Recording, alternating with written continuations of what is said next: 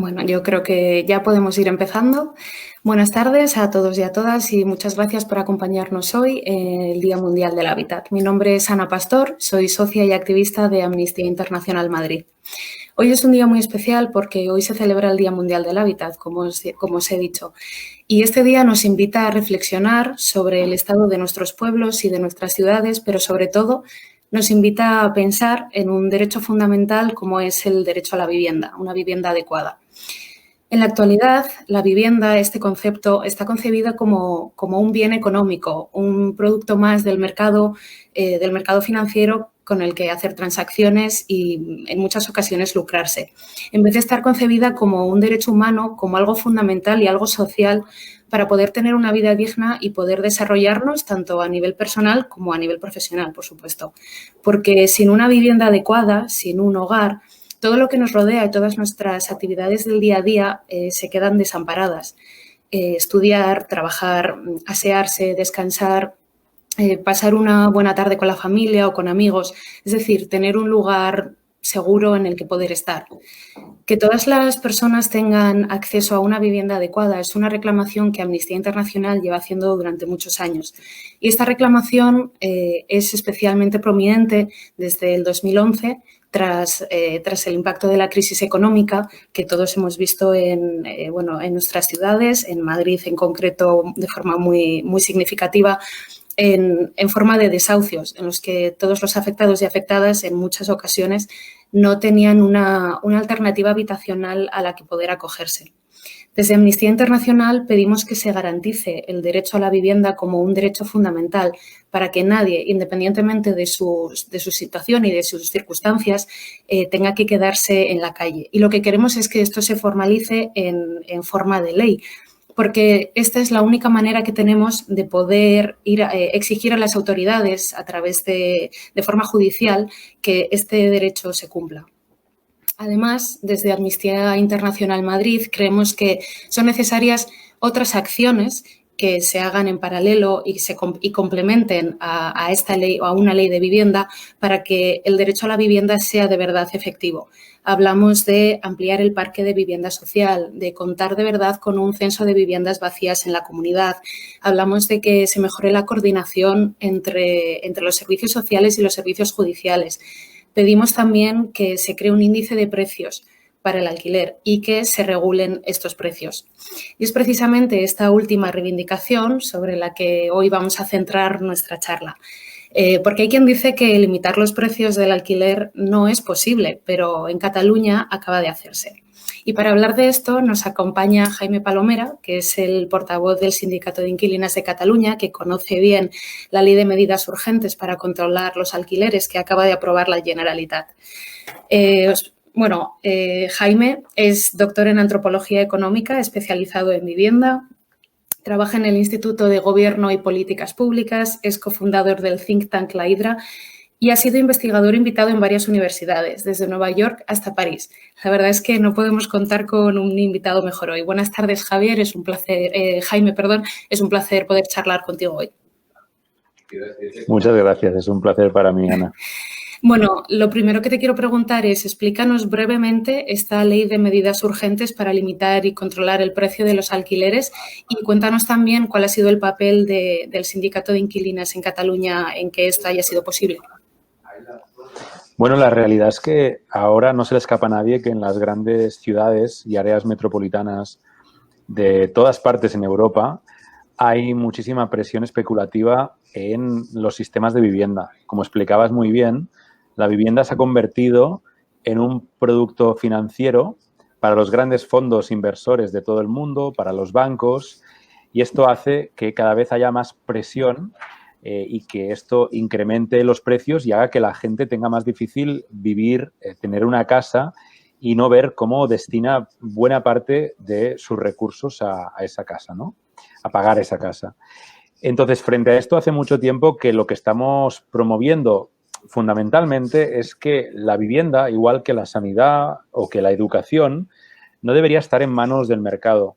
Hemos vivido en los últimos 30 años el fracaso rotundo de las políticas neoliberales que nos decían que dejar la vivienda en manos del mercado iban a garantizar el acceso a la vivienda, que era la mejor manera. La desregulación era lo contrario a lo que estamos proponiendo ahora. ¿Y qué ha pasado? Pues como consecuencia de esas políticas vemos como ahora mismo vivimos en una ola, instaladas permanentemente en una ola de desahucios desde el año 2008. Vivimos permanentemente instaladas en una crisis de acceso a la vivienda. Estamos hablando de que los menores de 34 años, solo 2 de cada 10 consiguen emanciparse. Es una barbaridad. Las cifras empeoran año tras año. Entonces, frente a eso, ¿qué decimos? Bueno, ¿cómo podemos sacar la vivienda del mercado? Pues la primera cuestión, el primer objetivo debería ser tener un parque de vivienda protegido, como existe en media Europa. Lo normal en Europa, de media, es que en un país el 15% del stock de vivienda sea pública. Bueno, aquí no llegamos ni al 1,7%. Es el resultado de haber dejado la vivienda en manos del mercado. Entonces, proponemos, por supuesto, desde muchos ámbitos, que se profundice, de hecho, que se haga algún tipo de política de vivienda protegida, vivienda pública. En Madrid, desde donde me habláis ahora mismo, hace años que no se hace ni una sola vivienda pública, ni una. Y no solo eso, sino que además las administraciones públicas se están vendiendo, llevan años vendiéndose el patrimonio público, viviendas a fondos de inversión. Bueno, pues como digo, hace tiempo que proponemos que se haga vivienda protegida, que se recupere la vivienda vacía y se le dé función social, que las viviendas no se desvíen al mercado turístico, pero mientras tanto hay que dar alguna solución a los millones de personas que viven en el mercado de alquiler en situaciones indignas y muy precarias. No puede ser que se permita que a una familia se le mande un burofax que le dice, tiene usted un mes para elegir entre asumir una subida del 40% del alquiler o irse de casa. Esto no se lo puede permitir ninguna sociedad mínimamente digna y frente a eso lo que proponemos es que esto deje de pasar. Y que esto deje de pasar, bueno, la solución, valga la redundancia, pasa porque se regulen los alquileres como ya se hace en media Europa. Lo que estamos proponiendo se hace en muchos países europeos desde hace tiempo y lo que hemos impulsado, la ley que hemos conseguido aprobar, hace eso. Ahora, básicamente, los precios están regulados por ley y esto significa que no estamos haciendo aún lo que nos pide Naciones Unidas y es que los precios tendrían que bajar un 40% para que la gente no destinase más de un tercio de sus ingresos a la vivienda, que es lo que recomiendan los organismos internacionales, pero sí que por primera vez en la historia hacemos que los precios no puedan seguir subiendo como lo hacían y que además en muchos casos tengan que bajar. No puedo estar más de acuerdo con la explicación que nos has dado de cómo hemos llegado hasta esta situación. Para dar un poco de contexto de lo que esto supone en Madrid, según el último Observatorio de Emancipación del Consejo de la Juventud de España, que acaba de sacar su último informe, los jóvenes madrileños deberían destinar un 105% de su salario a cubrir un alquiler medio, que en la capital estaríamos hablando de unos 1.200 euros. Y ni siquiera y no hablamos de una casa, de una mansión. Por lo tanto, solamente el 20% se puede emancipar de los jóvenes y de comprar ni hablamos, porque si estuviéramos hablando ya de acceder a una vivienda en propiedad, según este mismo estudio, es necesario el salario neto de entre 5 a 6 años para acceder a la hipoteca, simplemente. Esto para dar un poco de contexto de la situación en Madrid. Como me comentabas, en Europa ya se regulan, en muchas ciudades ya se regulan los precios de los alquileres. ¿Hay algún modelo europeo en concreto en el que os hayáis fijado a la hora de proponer y elaborar esta ley? Y si es así, ¿cuál? Bueno, te diría primero que la ley no es la ley del sindicato de inquilinas en el sentido de que es el resultado de un proceso de muchos años y también de diálogo entre el gobierno catalán y una mayoría parlamentaria y la sociedad civil. Es decir, que hay elementos de la ley que son elementos que si nosotros nos hubieran dado una hoja en blanco y hubiéramos escrito la ley, pues no estarían, ¿no? Pero bueno, seguramente también eso le da más solidez. El poder decir que es una ley que es de todas y que no es de nadie al mismo tiempo es algo que habla de cómo ha ido el proceso y yo creo que es un proceso interesante para otros territorios en el Estado español. Sobre referentes, en realidad lo que hemos hecho es una propuesta que bebe de las mejores tradiciones en Europa, Dinamarca, Austria, también Holanda, pero que seguramente ha tenido como referente más por encima de todos el caso de Berlín. En Berlín, este año en febrero, decidieron limitar los precios de tal manera que ya no se pueden subir más directamente. Y por otro lado, lo que está previsto en la ley de Berlín es que a finales de este año los precios bajen y en algunos casos tienen que bajar un 40%. Es seguramente la medida más ambiciosa del mundo entero. Nosotros lo que hemos hecho en ese sentido es algo parecido porque ahora los precios del alquiler no pueden subir en relación al último contrato de alquiler. Esto es muy importante, es decir, que aunque una familia o alguien se vaya de una casa, si entra alguien a vivir en esa casa, el precio máximo no puede, o sea, el precio máximo será el del último contrato de alquiler.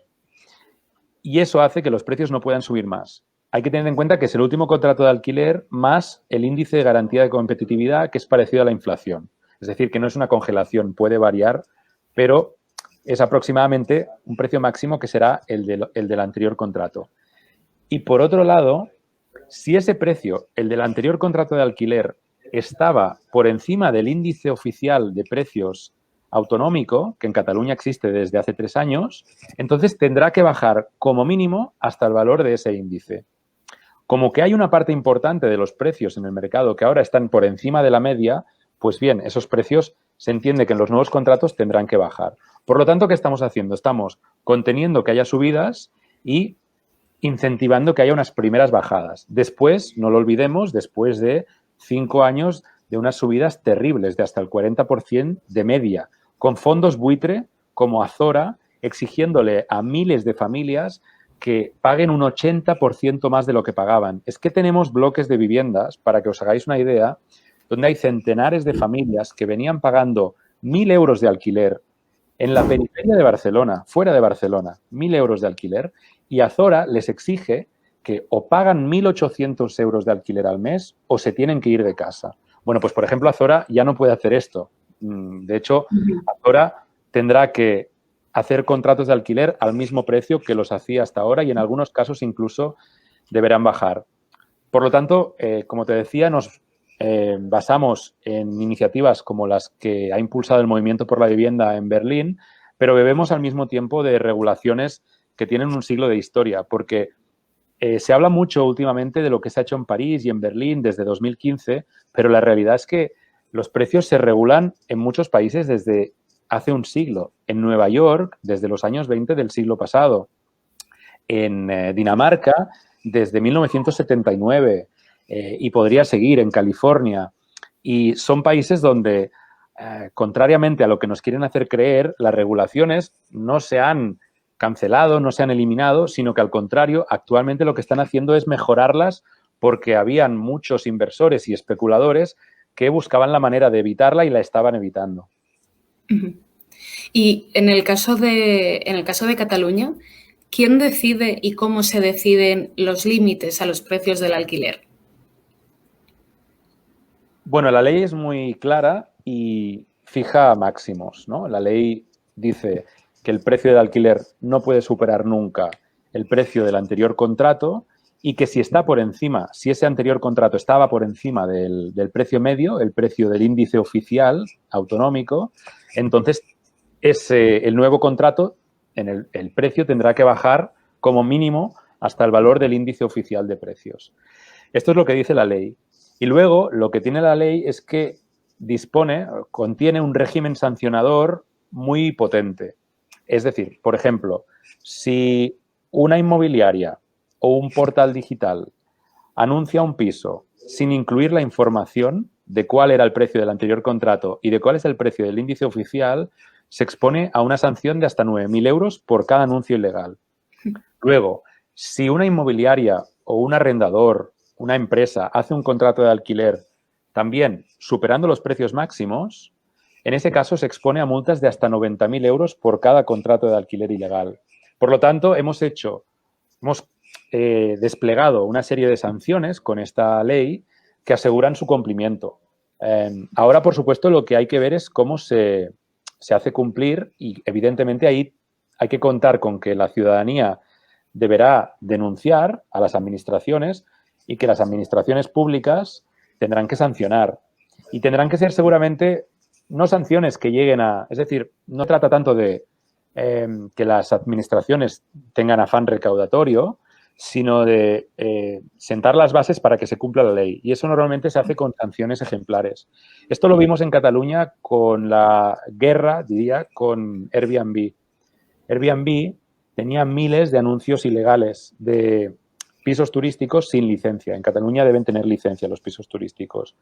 Pues bien, sobre todo fue el Ayuntamiento de Barcelona que empezó a sancionar duramente a Airbnb por tener anuncios ilegales y de forma inmediata, tras la primera sanción, en poquísimo tiempo, en un mes y medio, Airbnb obligó a todos los propietarios de viviendas a retirar los anuncios ilegales.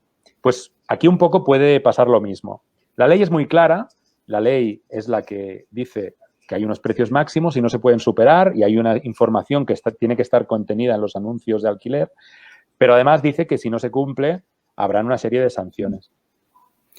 Justo te iba a preguntar sobre las plataformas digitales y los intermediarios, que bueno, creo que todos los conocemos y los tenemos en mente. ¿Cómo se han tomado ellos esta ley? Es una buena pregunta. Creo que esta ley va a hacer que se le vean las vergüenzas a algunos sectores económicos de este país. Porque lo que estamos viendo es que, bueno, por ejemplo, ha habido periodistas que ya lo han hecho público, es que cuando alguien llama a una inmobiliaria, de forma generalizada, las inmobiliarias están comportándose como piratas. Están diciéndole a la gente que la ley no es vigente, que esta ley la tumbará el Tribunal Constitucional, es decir, falsedades. La ley está en vigor y no cumplir esta ley, independientemente de lo que pase, hacer contratos o anuncios ilegales supondrá sanciones muy graves para los propietarios. Es que lo peor es que las inmobiliarias están poniendo en riesgo, en verdadero peligro, a los propietarios de vivienda en alquiler que aún en muchos casos no están enterados. Las inmobiliarias, que supuestamente tienen la obligación como intermediarias de hacer cumplir la ley, que además siempre están pidiendo seguridad jurídica, siempre dicen que las leyes tienen que dar seguridad jurídica, son las primeras que están generando verdadera inseguridad y que están conduciendo a mucha gente básicamente a incumplir la ley. Y no solo las inmobiliarias, los portales como Fotocasa, como Idealista, de forma sistemática deberían estar exigiendo a quienes anuncian en sus portales que los anuncios contengan la información o se exponen a multas de hasta 9.000 euros.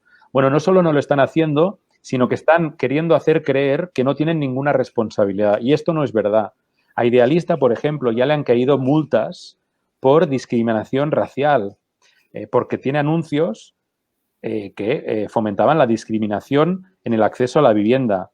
Y esto es responsabilidad del portal. El portal tiene que garantizar que los anuncios que tienen su portal cumplen con la ley. Nosotros ya le hemos escrito una carta a Jesús Encinar, CEO de Idealista, comunicándole que tiene que cumplir la ley y que si no la cumple pasaremos a poner una denuncia y a exigir a las administraciones que sancionen y que hagan caer el peso de la ley sobre Idealista. Y no solo Idealista. Dime. Perdón, ¿habéis tenido respuesta? No hemos tenido respuesta y en general lo que están haciendo frente a la opinión pública es decir que no tienen responsabilidad y esto no es verdad. La ley es muy clara y habla de la publicidad de ofertas en alquiler. Y los que son responsables de la publicidad en los portales son tanto los anunciantes como quienes permiten anunciar. Por lo tanto, aquí la primera responsabilidad la van a tener los portales que no están asegurando el cumplimiento, o sea, que no están cumpliendo la ley. Quien lo tiene que asegurar luego es la administración. Y esta misma semana anuncio que ya vamos a salir a explicar a la ciudadanía cómo puede denunciar. Vamos a poner a disposición de todo el mundo un modelo de carta de denuncia para que cada uno de estos anuncios puedan ser sancionados. Esto no es una broma. Hemos aprobado una ley, llevamos 3 años movilizándonos para conseguirlo y ahora vamos a hacer que se cumpla, vamos a velar porque sea efectiva. Muy Tengo que interesante. decirte, ya aprovecho para decirte que al mismo tiempo estamos recibiendo correos electrónicos de personas que están muy felices porque hace tiempo que buscan piso y nos comunican que en la última semana han detectado bajadas considerables. Y eso tiene que ver con que algunas inmobiliarias, aunque no pongan la información que la ley obliga a poner, ya están empezando a entender que tienen que bajar precios. Eso es muy importante porque es maravilloso tener una ley, pero si la ley no se aplica y no se lleva a cabo como tal, de poco nos sirve, ¿no? ¿Qué les dirías a la gente que dice que este tipo de leyes pueden tener efectos adversos en el mercado del alquiler o en el mercado de la vivienda en general? En general, el argumento, yo te tengo que decir que es curioso que cualquier política orientada a tratar la vivienda como derecho y como bien de primera necesidad es normalmente descrita por aquellos que hacen negocio con la vivienda como un problema o como un obstáculo. En todo caso, será un obstáculo para aquellos que quieren especular. Hay una cosa muy importante y es que es verdad que existe el derecho a la propiedad privada, pero lo que no existe es el derecho a especular. El derecho a la propiedad privada no permite, no hay, en ningún lugar está escrito que el derecho a la propiedad privada permita especular con la vivienda y asfixiar a otro ciudadano. Esto no está escrito en ningún lugar. Y esto es lo que está pasando ahora. Lo que estamos haciendo es una regulación que garantiza que quien tiene viviendas en alquiler va a seguir cobrando unos alquileres que son un privilegio. Ahora mismo, cobrar un alquiler ya lo era y ni te cuento en esta situación de pandemia, de crisis en la que estamos. Pero lo que dice la ley, lo que incentiva es que los beneficios de estas rentas inmobiliarias no pueden ir en detrimento de la vida de la gente. Y esto yo creo que lo entiende todo el mundo. Y por eso esta ley tiene el apoyo de más de 4.000 entidades de la sociedad civil catalana, de tipo económico, social, cultural. Y en general el argumento que dan las inmobiliarias, ¿cuál es? Que la oferta va a disminuir supuestamente porque, sobre todo lo que dicen es que el pequeño propietario no va a querer alquilar su vivienda si le dicen que no puede seguir subiéndola. Este argumento, cualquier pequeño propietario que nos oiga sabrá que no tiene ningún sentido porque justamente el pequeño propietario depende de ingresar la renta del alquiler para llegar a fin de mes. Y lo que no va a hacer es dejar de ingresar esa renta simplemente porque le digan que, mire, usted no lo puede subir más o usted lo tiene que bajar un poco. Sigue siendo una renta extremadamente beneficiosa. ¿Quién tiene un problema verdadero con esto? Los fondos buitre, fundamentalmente. Los fondos buitre aterrizaron en toda España y en 5 años han acaparado aproximadamente el 7% del mercado del alquiler, que es una barbaridad, y su negocio pasa por dar unas rentabilidades a sus accionistas altísimas. ¿Y eso cómo se consigue? Subiendo los alquileres sin ningún tipo de límite, porque las rentabilidades tienen que salir del bolsillo de las familias, de los hogares, de la gente humilde en la mayoría de casos. Bueno, estos son los actores que tienen un problema con la ley. Blackstone, Azora, Cerberus, los grandes fondos buitre, los grandes fondos de inversión financiera del mundo que aterrizaron en el sistema de vivienda, se quedaron con miles de viviendas de los bancos, pero también han comprado muchas viviendas en los centros urbanos y su expectativa era seguir subiendo el precio sin límite, sine die. Y claro, al aprobar esta ley, pues le estamos poniendo un límite a los grandes fondos. Y son los fondos los que se están movilizando. Y por otro lado tenemos las inmobiliarias. ¿Qué pasa? Que las inmobiliarias tienen un incentivo perverso para que los precios suban. Los honorarios de los agentes inmobiliarios dependen del precio del alquiler. Si el precio del alquiler sube, sube también el porcentaje de la comisión o los honorarios que se lleva cualquier agente inmobiliario. Entonces, por eso hay una oposición frontal. Y de hecho, antes te comentaba algo y es que la oposición tan fuerte de las inmobiliarias tiene que ver con que desde hace muchos años están lucrándose gracias al mercado del alquiler y con que hasta ahora no se ha regulado. De hecho, gracias a Rodrigo Rato, el mercado de la intermediación en todo el Estado español está absolutamente desregulado. Y de hecho, algo que pasa en nuestras ciudades, en ciudades como Barcelona, en todo el área metropolitana, es que los inquilinos e inquilinas y la gente que accede por primera vez a una vivienda son un mercado cautivo, que no tiene ninguna capacidad de decisión. ¿Por qué? Porque lo que están haciendo las agencias inmobiliarias por sistema es que en cuanto un particular pone su vivienda, anuncia su vivienda en un portal inmobiliario, inmediatamente recibe la llamada de 5 agencias inmobiliarias como mínimo que le dicen: yo le llevo el piso, usted no me tiene que pagar honorarios, yo en 1 o 2 meses le encuentro un inquilino y tranquilo, que usted no pagará nada. ¿Y quién lo paga? Lo paga el inquilino. De hecho, lo que hacen es, en ciudades como Barcelona, exigirle al inquilino, al que no le dan ningún servicio, que pague un 10% de la anualidad del alquiler. Es decir, que por darte las llaves de un piso y hacerte firmar un contrato de alquiler que protege fundamentalmente al propietario de la vivienda, te hacen pagar como mínimo 1.500 euros, por no hablar de otros gastos que le están añadiendo últimamente. Claro, esta regulación de los precios por primera vez empieza a limitar los beneficios y los privilegios de un determinado sector. Tengo que decir que hay excepciones. Recibimos correos de agencias inmobiliarias y administradores de fincas que quieren cumplir la ley y nos preguntan al sindicato de inquilinos sobre dudas que tienen. Pero lamentablemente los principales colegios de administradores de fincas, de agentes de la propiedad inmobiliaria, incentivan de forma perversa a las inmobiliarias a especular con la vivienda y sobre todo a no respetar a los inquilinos, que supuestamente son una de las dos partes que tienen que proteger. Las agencias y las inmobiliarias, por definición, llevan años humillando a miles y miles de inquilinos. Cualquier persona que viva de alquiler, que haya tenido la experiencia casi traumática de tener que buscar vivienda en el mercado y hacerlo a través de una inmobiliaria, sabe de lo que estoy hablando.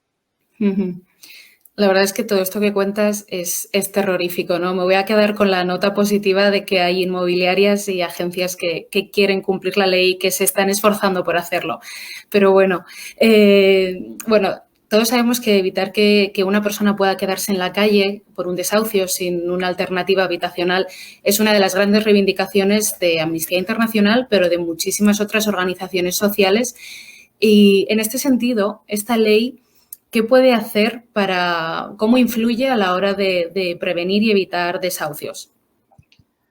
Pues mira, me encanta que me hagas esa pregunta porque, como te decía antes, hay una mirada, sobre todo desde el mundo inmobiliario, que habla de la regulación solo desde el punto de vista de su impacto en la oferta, cuando la regulación de precios lo que busca es dar garantías y proteger a la ciudadanía. Esto es lo que busca, en primer lugar.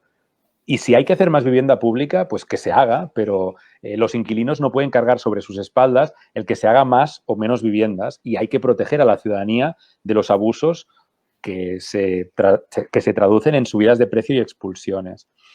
Una de las cosas que se vio en Nueva York, por ejemplo, en la ciudad de Nueva York, que este año pasado endurecieron la regulación de precios que ya tenían, una de las cosas que se vio es que de forma inmediata decenas de miles de desahucios se paralizaron. Es decir, miles de personas que a medio plazo hubieran sido desahuciadas por subidas de alquiler que no podían pagar, vieron como no tenían que podían seguir pagando lo mismo, no eran sometidas a esas subidas del alquiler y se podían quedar en casa. Por lo tanto, las regulaciones de alquiler, uno de los primeros impactos que tienen es reducir ese otro virus que es la ola de desahucios permanente en la que vivimos instalados. Es decir, que es un primer dique frente a los desahucios. No significa que vaya a resolver el problema, ¿eh? Van a seguir habiendo, mientras haya especulación inmobiliaria, mientras la vivienda está en manos del mercado, seguirán habiendo desahucios, pero permite contener o reducir la hemorragia.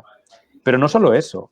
Otra de las cosas que hace la regulación, por ejemplo, es preservar la cohesión social frente a la gentrificación.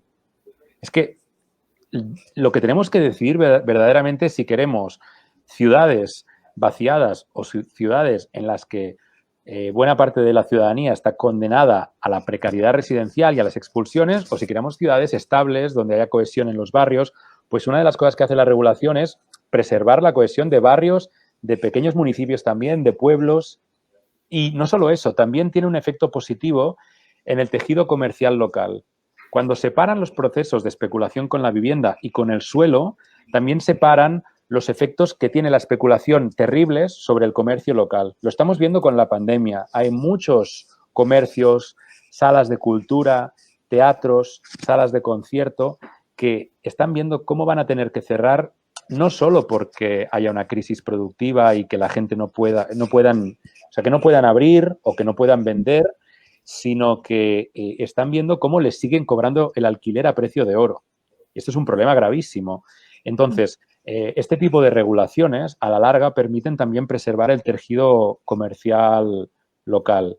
Y hay, de hecho, muchos otros efectos. Por ejemplo, uno muy importante, cuando la gente ve que no le pueden subir más el alquiler, inmediatamente las familias tienen en su bolsillo mucha más renta disponible, o más renta disponible, sino mucha más. Es decir, todo ese dinero que no se te va a pagar el alquiler, que no va a la economía especulativa, está en tu bolsillo, pero tú lo vas a poder destinar a la economía local, a la economía productiva, la real.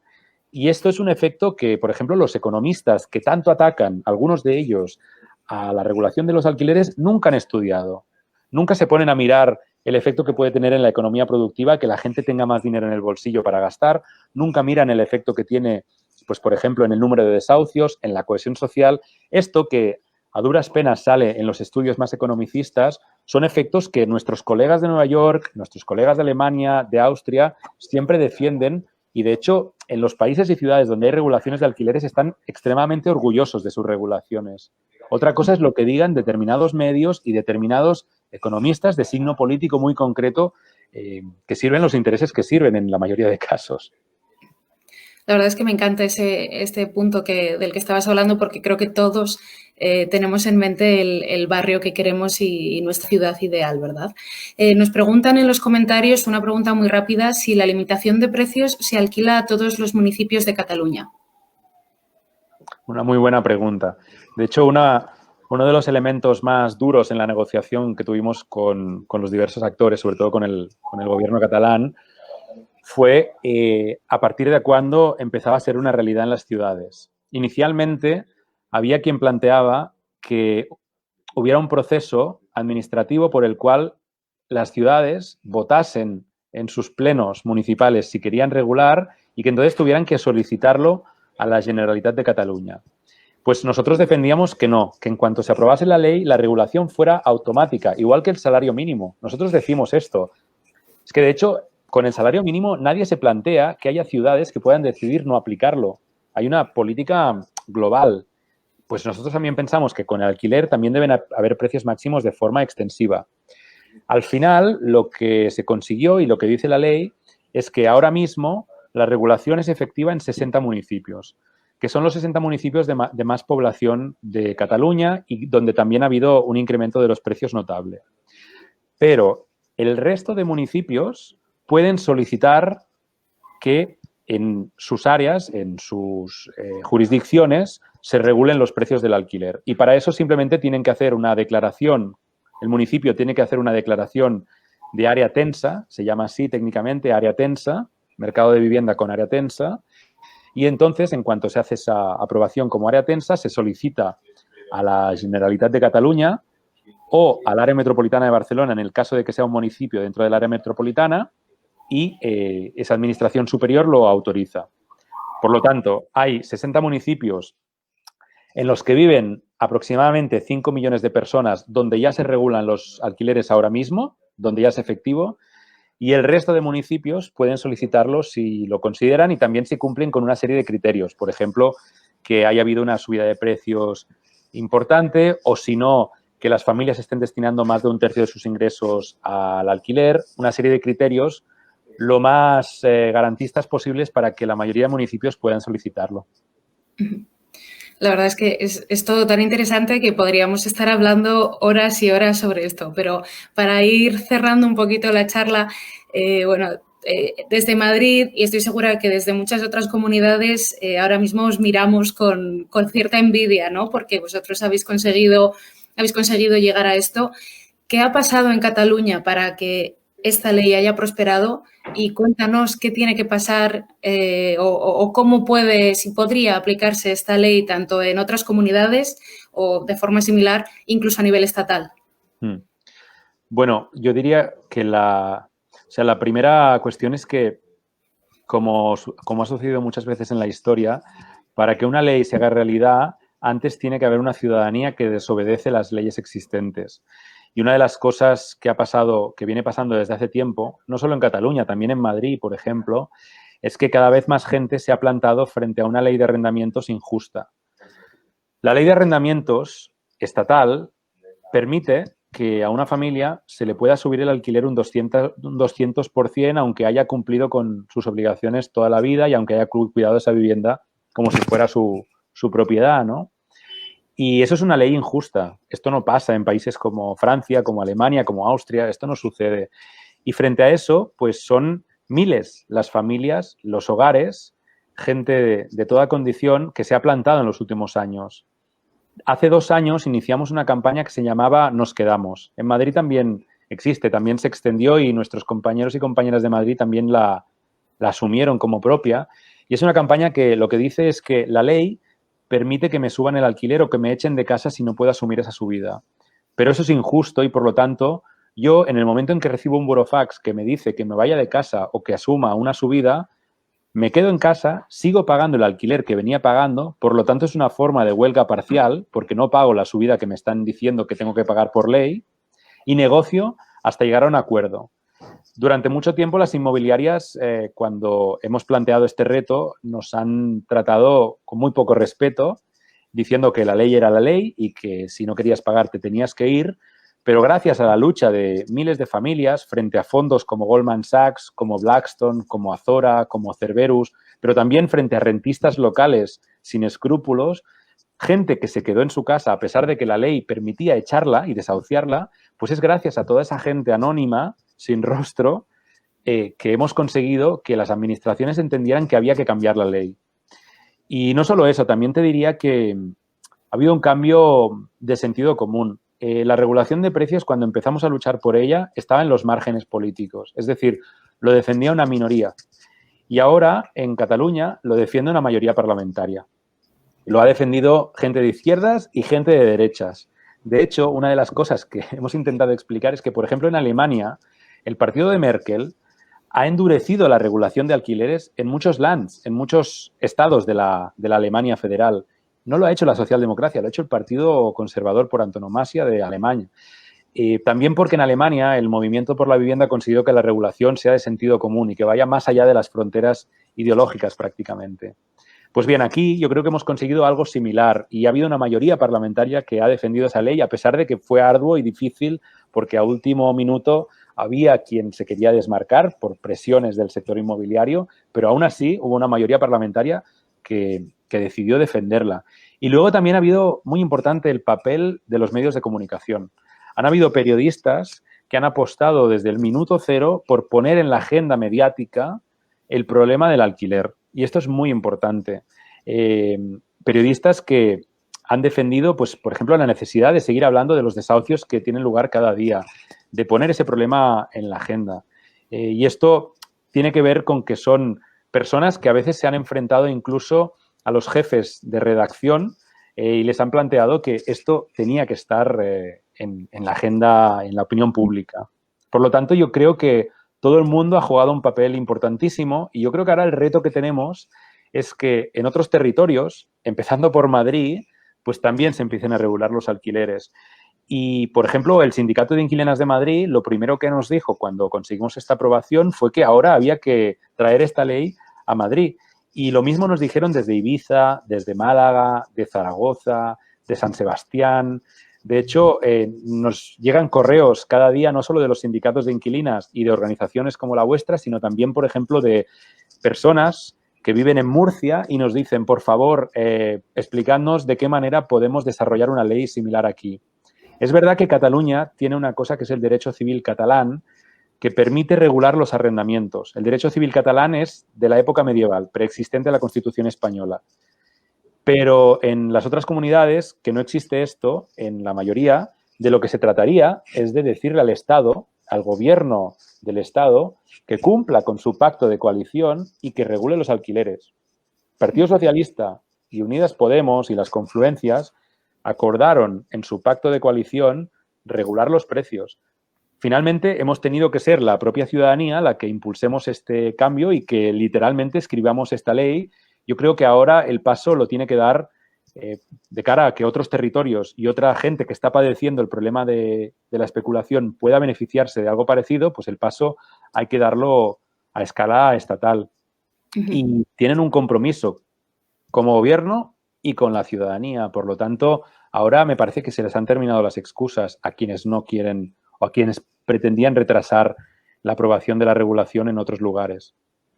Está claro que es necesario mucha voluntad política y una ciudadanía informada, como bien dices. Por eso esperamos que este tipo de charlas ayuden y contribuyan en ese sentido. Ya para terminar, hago una última pregunta breve que nos llega en los comentarios de Alberto Astarloa. ¿El índice de referencia es autonómico o local? Entiendo, el índice de referencia de precios en Cataluña. Sí, el índice es autonómico y es un índice que empezó a construir la Generalitat de Cataluña en 2017.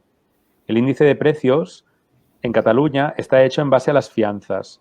Las fianzas es lo que se deposita en el registro de fianzas cuando se firma un contrato de alquiler y es muy importante que se haga a través de las fianzas porque registra el precio real que hay en el contrato del alquiler y por lo tanto no se pueden hacer trampas. En el registro, de hecho, cada vez que les llega una fianza, miran el contrato y comprueban que el precio que sale en el contrato sea el de la fianza. Lo digo porque es muchísimo más fiable que lo que pueda decir cualquier portal digital que suelen mostrar precios absolutamente hinchados, porque los portales como Fotocasa o como Idealista o como Pisos.com lo que tienen son los precios que ponen los ofertantes, es decir, son las expectativas de los propietarios de las viviendas en alquiler, no son los precios que se terminan firmando. Por lo tanto, por definición, están por encima siempre de los precios reales. En cambio, el índice de precios de la Generalitat se hace en base a los precios de las fianzas de los contratos de alquiler que se firman. Dicho esto, nosotros siempre hemos sido muy críticos con estos índices oficiales, porque lo que está haciendo la Administración es reflejar el precio de mercado y la Administración lo que tendría que reflejar, en todo caso, sería cuál es el precio que debería tener la vivienda de acuerdo con los ingresos de la ciudadanía. Es decir, si hacemos lo que hacen, lo que dicen algunos organismos internacionales como Naciones Unidas, y es que la vivienda no supere 1/3 de los ingresos domésticos, pues entonces los índices oficiales de la Administración tendrían que ser de tipo social y reflejar esos precios y no los precios de mercado actuales. Y hay gente que nos lo dice, oye, pero si estoy viendo que el índice oficial me está diciendo que yo estoy pagando más o menos lo que ya dice el índice y me parece una barbaridad, tendría que bajar el precio. Pues sí, estamos muy de acuerdo y de hecho por eso dijimos que era muy importante que la ley tuviera en cuenta tanto el índice como el precio del anterior contrato, porque en el caso de que el precio del índice esté por encima del precio del anterior contrato, lo que prima es el precio del anterior contrato. Y de esta manera impedimos que el precio global, el precio medio en Cataluña, siga subiendo. Pero desde luego hay que caminar hacia una comprensión del acceso a la vivienda no desde índices de mercado, sino desde índices sociales que tengan en cuenta pues la realidad socioeconómica y cultural de los hogares, de las familias y de la gente. Bueno, está claro que en Cataluña ya estáis avanzando, habéis dado un gran paso en el buen camino y ahora quedan, bueno, estas otras reivindicaciones que poco a poco estoy segura de que se podrán conseguir. Se nos termina ya el tiempo, nos quedamos con esto. Jaime, muchas gracias por habernos acompañado hoy y a todas las personas que nos estáis viendo, os invitamos, tanto Jaime como yo, a seguirnos en todas las redes sociales, a que os hagáis socios, socias y a que apoyéis y defendáis el derecho a la vivienda como un bien social por encima de lo económico. Un abrazo a todos y a todas y que tengáis buena tarde. Muchas gracias a todas.